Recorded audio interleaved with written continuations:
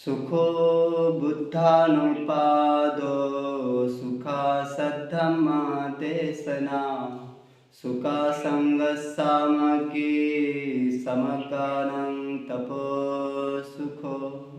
सुखद आहे बुद्धाचा जन्म होणे, सुखद आहे धम्म श्रवण करणे, सुखदायक आहे संघामध्ये समूह तपास करणे.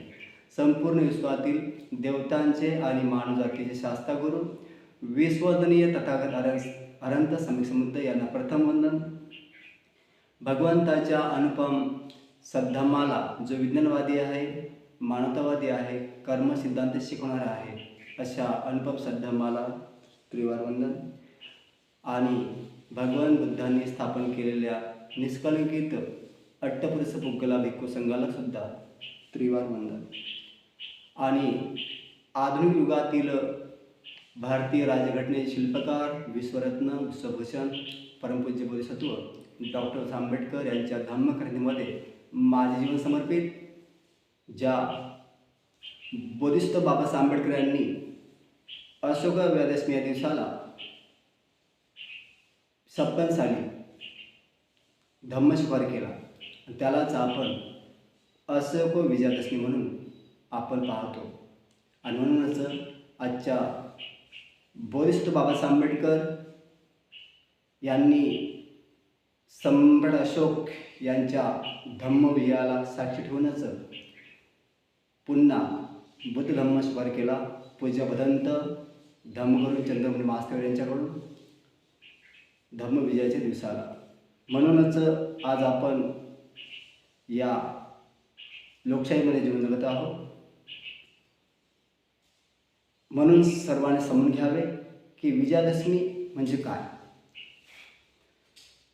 तर बोधिसत्व बाबासाहेब आंबेडकरांनी 14 ऑक्टोबर हा दिवस निवडला, कारण 1956 सालच्या ऑक्टोबर महिन्यातील या तारखेला 14 तारखेला अशोक विजयादशमी म्हणजे दसरा असा भ्रमित शब्द केला गेला.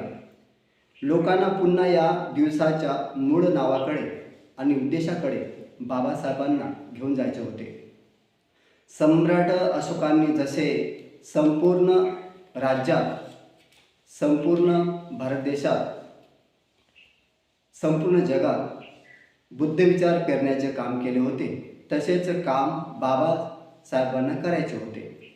त्यांनी सम्राट अशोकांची राजमुद्रा ही भारताची राजमुद्रा म्हणून निवडली. भारताच्या राष्ट्रध्वजावर अशोक चक्र विराजमान आहे, म्हणजे तेच अशोक चक्र, आपण त्याला अशोक चक्र म्हणतो, परंतु ते भगवान बुद्धांचं फिरवलेलं कार्यकारी भाव धम्म चक्र आहे, त्यालाच आपण अशोक चक्र म्हणतो. परंतु ते प्रतिलोम आणि अनुलोम कार्यकारी भाव सिद्धांताच्या 12 कडे उत्पन्न होण्याच्या, 12 कडे निवारण करण्याच्या, त्याला म्हणतात कार्यकारी भाव सिद्धांत, प्रत्येक समज सिद्धांत, असे 24 कडे आहेत. या 24 कड्यांचा प्रत्येकाने अभ्यास करावा. राष्ट्रपतीच्या शपथेसाठी केवळ बुद्धरूप साक्षीदार मानले गेले आहे आणि त्यांच्या आसनाच्या भिंतीमागे धम्मचक्र प्रवर्तनाय हे ब्रीदवाक्य लिहिले आहे. बाबासाहेबांच्या या मूळ उद्देशाकडे आणि त्यांच्या कृतीतून आम्ही शिकले पाहिजे. म्हणूनच अशोक विजयादशमी, मग ती कोणती तारीख का असेना, हाच दिवस आम्ही धम्मचक्र प्रवर्तन दिन न म्हणता धर्मांतर दिन अथवा धम्मदीक्षा दिन अथवा धम्म स्वीकार दिन म्हणून साजरा केला पाहिजे.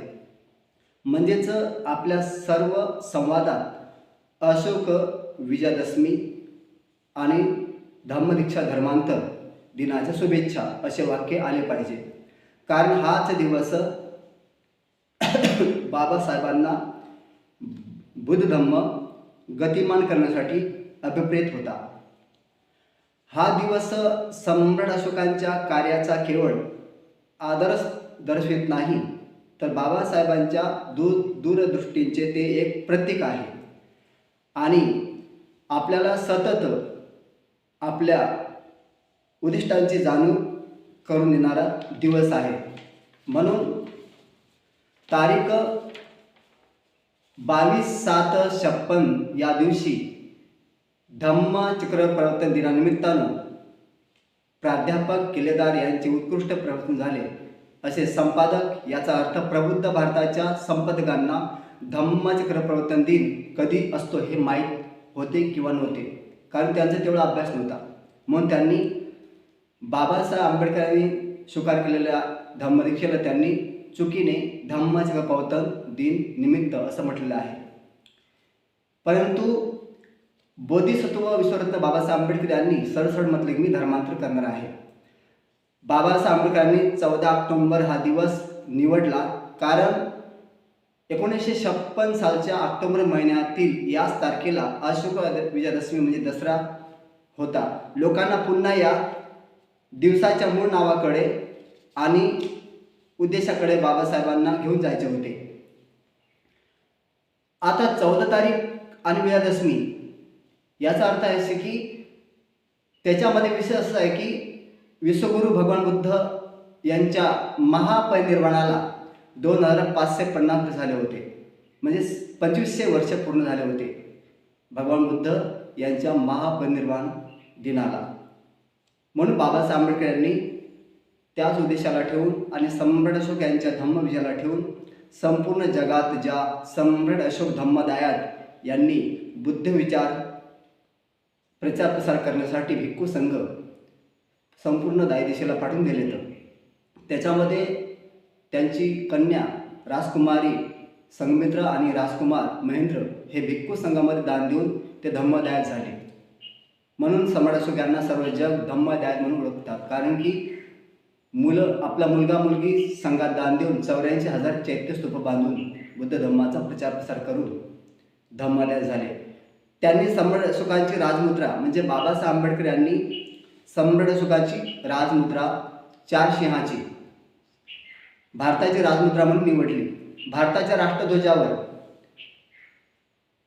निळ्या रंगाचे जे अशोक चक्र आहे ते धम्मचक्र अशोक चक्र विराजमान आहे, आणि म्हणून राष्ट्रध्वजावर 4 रंग आहेत. तो तिरंगी नाही, तर तो 4 रंगाचा चौरंग आहे. अशोक चक्र विराजमान आहे. राष्ट्रपतीच्या शपथेसाठी केवळ बुद्धरूप साक्षीदार मानले गेले आहे. म्हणजे जे राष्ट्रपती भवन आहे त्याला अशोक भवन म्हटलेले आहे. त्या राष्ट्रपती भवनामध्ये 10 फुटाचं बुद्धरूप आहे बाबासाहेब आंबेडकर यांच्या विचाराचं साक्षी ठेवून, आणि त्यांच्या आसनाच्या भिंतीमागे धम्मचक्र प्रवर्तन आहे. हे भगवान बुद्धांच्या सारनाथच्या इसवी सन 528 साली जेव्हा भगवान बुद्ध यांनी पंचवर्गीय भिक्खूंना धम्म शिक्षण दिले त्यालाच प्रथम जागतिक धम्मचक्र प्रवर्तन म्हटलं गेलं, कारण की या पृथ्वीवर सम्यक समुदायाशिवाय धम्मचक्र प्रवर्तन कोणी करू शकत नाही. आणि म्हणून त्या धम्मचक्र प्रवर्तन चक्राला गती देण्यासाठी त्यांचे भगवान बुद्धांचे उजवे बाजू म्हणजे धम्मसेनापती सारिपुत्त हे करत असतात, आणि त्याच्यामध्ये 7 असते, जे म्हणजे धम्मसेनापती दुसरे अरहंत महामुगलॅन भिक्खू माथेरो. तर असे हे 2 भिक्खू असतात की भगवान बुद्धांना त्या दिशेला जायची गरज पडत नाही. ज्या दिशेला सारिपुत्त धम्मसेनापती अरहंत भिक्खू माथेरो जातात आणि ज्या दिशेला अरहंत महामुगलॅन भिक्खू माथेरो जात असतात त्या दिशेला भगवान बुद्धाला जायची गरज भासत नाही, असं त्रिपिटकामध्ये आहे. म्हणून राष्ट्रपतीच्या शपथेसाठी केवळ बुद्धरूप साक्षीदार मानले गेले आहे, आणि त्यांच्या आसनाच्या भिंतीमागे धम्मचक्र प्रवर्तन आहे हे ब्रीद वाक्य लिहिले आहे. बाबासाहेबांच्या या मूळ उद्देशाकडे आणि त्यांच्या कृतीतून आम्ही शिकले पाहिजे.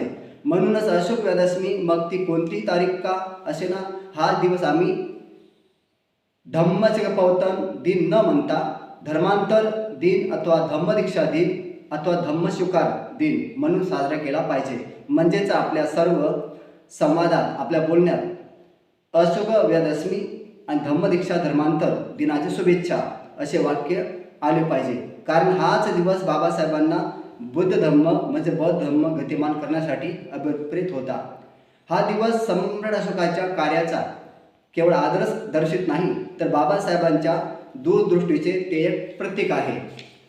म्हणून अशा प्रकारे 1956च्या अंकात बाबासाहेब लिहितात, बौद्ध धम्म शुकाराचा दिवस व ठिकाण मी आता निश्चित केले आहे. येत्या दसऱ्याला, म्हणजे हा दसरा हा भ्रमित शब्द आहे, दिनांक 14 ऑक्टोबर 1956 रोजी नागपूर येथे मी धर्मांतर करणार आहे. या दिवशी सकाळी 9 ते 11 वाजता माझा धम्मदीक्षा विधी समारंभ होईल व संध्याकाळी माझे सर्व लोकांसाठी जाहीर व्याख्यान भाषण होईल. यावेळेस जे आवाहन पत्रक काढण्यात आले त्यात भारतीय बौद्ध जन समिती नागपूर शाखेचे चिटणीस वामन गोडबोले सामुदायिक धर्मांतर या मतळ्याखाली येतात. भारतीय बौद्ध जन समितीचे संस्थापक व अध्यक्ष परमपूज्य विश्वरत्न वरिष्ठ डॉक्टर बाबासाहेब आंबेडकर यांच्या बौद्ध धम्म ग्रहण विधी ब्रह्मदेशीय पूज्य भिक्खू माथेरो चंद्रमणी यांच्या हस्ते नागपूर येथे रविवारी तारीख 14 ऑक्टोबर 1956 विजयादशमीचे दिवशी सकाळी 8 वाजता साजरा होईल. याचा अर्थ बाबासाहेब स्वतः या घटनेला धर्मांतर असे म्हणतात किंवा गोडबोले या घटनेला बौद्ध धर्म ग्रहणविधी असे म्हणतात. हे लक्षात घेतले पाहिजे की दोघेही जण या घटनेला धम्मचक्रपौतन म्हणत नाही, कारण तो या ऐतिहासिक घटनेसाठी योग्य शब्द नव्हे. मग धम्मचक्रपौतन हा शब्द 1956 साली आला कुठून असा प्रश्न पडतो. तर प्रबुद्ध भारताच्या 29 सप्टेंबर 1956च्या अंकात पहिल्यांदाच पानावर छापले होते. धम्मचक्राच्या नवप्रवर्तनासाठी चलो नागपूर. डॉक्टर बाबासाहेब यांचा बौद्ध दीक्षा समारंभ विजयादशमी 14 ऑक्टोबर सुप्रभाती. परंतु याच प्रबुद्ध भारताच्या 4 ऑगस्ट 1956च्या अंकात एक बातमी प्रसिद्ध करण्यात आली होती आणि ती म्हणजे भारतीय बौद्ध जन समिती नागपूर शाखेच्या विद्यमाने आषाढ पौर्णिमेस परंपरेचा कट्टर समर्थक असलेल्या शृंगांचे राज्य आले. पुष्पमित्र शृंगाने बौद्ध धम्माचे विचार नष्ट करण्यासाठी त्याचे प्रचारक असणारे बौद्ध भिक्खू यांना मारून टाकण्यासाठी प्रत्येक भिक्खूंच्या हत्येसाठी 100 सोन्याचे कासरपण नाणी बक्षीस जाहीर केले. राज्यात असलेल्या हजारो भिक्खूंची कत्तल ही सोन्याच्या कासरपणासाठी जणू काही लूट होती. मात्र तरीही बौद्ध धर्म संपूर्णपणे नष्ट होऊ शकला नाही. इसवी सन 6व्या शतकामध्ये, इसवी सन 6वे शतक ते इसवी सन 10व्या शतकापर्यंत त्याचा प्रचार भारताच्या इतर राज्यात आणि विदेशात होत राहिला. 11व्या शतकाच्या पूर्वार्धापासून बौद्ध धर्माचा ऱ्हास होऊ लागला. वैदिक परंपरेतून सुरू झालेल्या हिंदू धर्माने बुद्ध विचार संपवण्याचा पुरेपूर प्रयत्न केला. याचाच भाग म्हणून बौद्ध संस्कृतीमध्ये महत्त्वाचे असलेले दिवस, सण, सोहळे यांचे नामकरण सुरू होऊन त्यांना नवीन अर्थ देण्यात आला. सम्राट अशोकांनी सुरू केलेला अशोक विजयादशमी याचे नामकरण विजयादशमी किंवा दसरा असे झाले. या सणाला 10 तोंड असलेल्या रावणाला मारण्याची प्रथा सुरू झाली. मुळात हे प्रतीक आहे सम्राट अशोक यांच्यासह बृहदशरथ राजापर्यंत 10 मौर्य राजे होऊन गेले आणि ते सर्व बौद्ध धर्माचे पालन करणारे होते. त्यांचा नाश केल्याने बौद्ध धर्माचा ऱ्हास झाला म्हणून हे प्रतीक वापरण्यात आले किंवा त्याचा दसरा अर्थ असाही होतो की बुद्ध विचार म्हणजेच भगवान बुद्ध हे 10 विद्यांनी परिपूर्ण होते, म्हणून आपण पाली भाषेमध्ये म्हणतो 10 बलधारी बोधी चैतन्य नमामि असं म्हणतो. म्हणून भगवान बुद्धांनी सम्यक समृद्ध बोधी प्राप्त केली, त्यावेळेस त्याने 10 विद्याबल प्राप्त केले, म्हणून बुद्ध विचार 10 बलधारी या शब्दाला अनुसरून सुद्धा ते दसरा हे शब्द मांडण्यात आला. म्हणून दशबल युक्त नष्ट करून आनंद उत्सव साजरा करणे याचे ते प्रतीक असू शकते. 1956 साली जेव्हा विश्वरत्न बोधिसत्व डॉक्टर बाबासाहेब आंबेडकर यांनी बौद्ध धम्माची दीक्षा घेतली तेव्हा त्या आधी लोकांना जाहीर आवाहन करताना प्रबुद्ध भारताच्या 23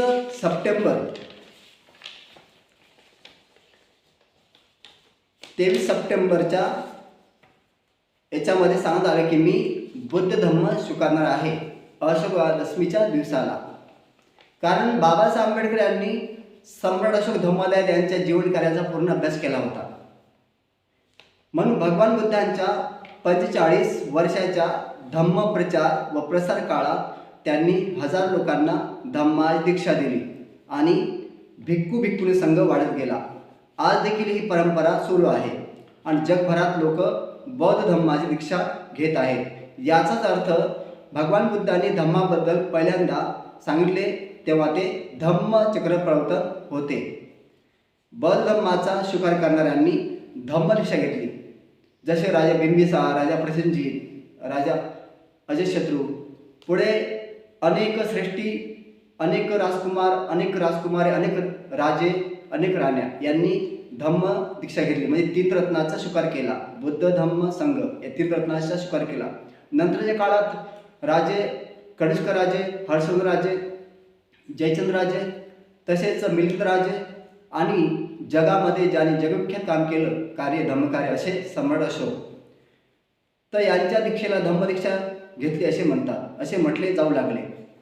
इसवी सन पूर्व 3रे शतक हा सम्राट अशोक यांचा उदय काळ. एका साम्राज्याचा वारसा लाभलेल्या अतिमहत्वाकांक्षी राजा अशोक यांनी अनेक राज्ये काबीज केली आणि आपले अफाट साम्राज्य धम्मराज्य स्थापित केले. बुद्धांच्या विचाराने प्रेरित होऊन हा सम्राट अशोक बौद्ध धम्माचा स्वीकार करतो. सतत 10 दिवस चाललेल्या या विजय उत्सवाला अशोक दशमी म्हणून प्राचीन भारतात ओळखले जात होते. बौद्ध धम्माने आपल्या मानवतावादी विचाराने एक तलवारीवरील मिळवलेला हा विजय होता. सम्राट अशोकांच्या काळात आणि त्यानंतरही बुरदशरथ राजे या शेवटच्या मौर्य राजापर्यंत हा दिवस अशोक दशमी म्हणून साजरा केला जात असे. बुद्ध विचारांचा सर्व दिशांना प्रसार व्हावा म्हणून सम्राट अशोकांनी धम्म प्रचारकांना वेगवेगळ्या दिशेला पाठविले. 4ही दिशांकडे पाठीला पाठ लावून बसलेले 4 सिंह हे शीर्ष शिल्प सम्राट अशोकांच्या धम्म प्रचाराचा लोगो होता. ते त्याचे राजचिन्ह होते. ते याच कारणासाठी नंतरच्या काळात बुरदशरथ मौर्य बौद्ध राजा यांची हत्या त्याचा सेनापती पुष्पमित्र शृंग याने कपटाने केली आणि बौद्ध धम्माच्या विचाराने चालणारे राज्य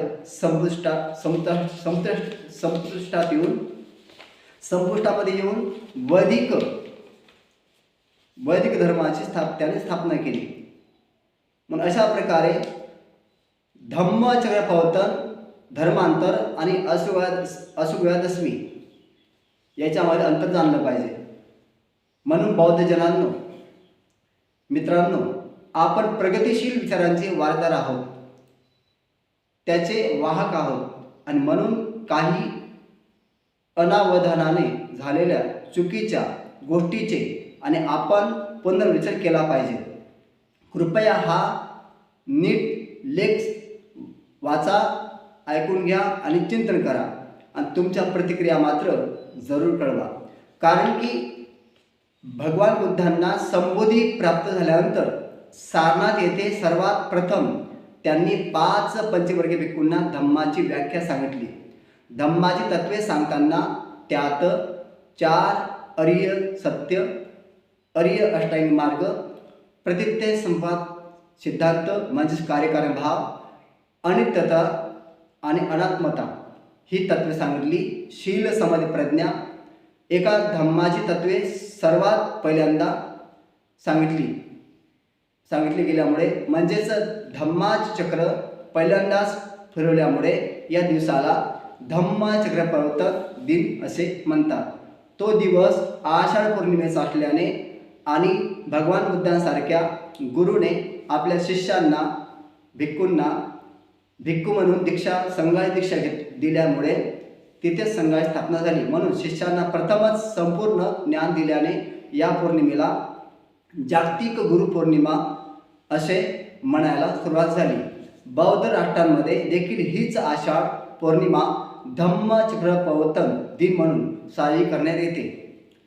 बुद्धोत्तर काळात देखील ही पौर्णिमा बौद्ध संस्कृतीचा अविभाज्य घटक अंग बनली. म्हणजेच भगवान बुद्धासारखा महापुरुष जेव्हा पहिल्यांदाच धम्माचे विचार मांडतात तेव्हा ते धम्मचक्र प्रवर्तन असे म्हणतात आणि म्हणून ते धम्मचक्र प्रवर्तन असे म्हटले जाते. या 5 भिक्खूंच्या नंतर अनेक जण बुद्धांच्या धम्माकडे आकर्षित झाले. तेव्हा त्यांना भगवान बुद्धांनी त्यांच्या धम्माची धम्मदीक्षा दिली. या नवदीक्षित भिक्खूंना जेव्हा भगवान बुद्धांनी देशना दिली तेव्हा ते धम्मचक्र प्रवर्तन नव्हते, तर ती धम्मदेशना होती. म्हणून भगवान बुद्धांनी जेव्हा सारनाथला इसवी सन 528 साली धम्म शिक्षण दिले त्यावेळेस पावसाचे दिवस चालू होते आणि तोच प्रथम वर्षावास होता भगवान बुद्धांचा आशा पौर्णिमेचा. म्हणूनच भगवान बुद्धांच्या त्या धम्मचक्र प्रवर्तन या शब्दाचं बोधिसत्व बाबासाहेब आंबेडकर यांच्या धम्मदीक्षा स्वीकार याला भ्रमित करू नका. म्हणून बोधिसत्व बाबासाहेब आंबेडकर यांनी भगवान बुद्धांच्या 2500 वर्ष म्हणजे 2500 वर्षानंतर सम्राट अशोकांच्या धम्मविजयाला साक्षी ठेवूनच 3 रत्नाचा स्वीकार केला. म्हणून या दिवसाला अशोक विजयादशमी म्हणून आपण संवाद केला पाहिजे, वार्तालाप केला पाहिजे, हे ज्या दिवसाला सांगू इच्छितो. म्हणून सर्वांनी धम्मचक्र प्रवर्तन हा दिवस म्हणजेच इसवी सन 528 सारनाथला जेव्हा पंचवर्गी भिक्खूंना धम्म शिक्षण दिले त्यालाच म्हणतात धम्मचक्र प्रवर्तन प्रथम. आणि म्हणून सम्यक समुदायाशिवाय धम्मचक्र प्रवर्तन कोणी करू शकत नाही. आणि म्हणून भगवान बुद्धांच्या धम्माची दीक्षा घेतली बाबासाहेबांनी भिक्खू संघाकडून. म्हणून 3 रत्नाचे जे स्वीकार करतात त्याला धम्मदीक्षा म्हणतात, त्याला धम्मस्वीकार म्हणतात. म्हणून या वेळेला येणाऱ्या 24 तारखेला विजयादशमी आहे.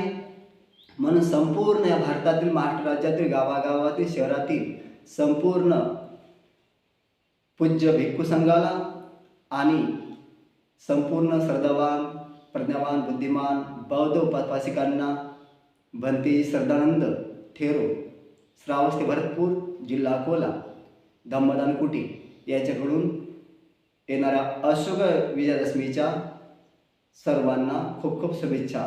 भवतु सब मंगलम, भवतु सब मंगलम, भवतु सब मंगलम.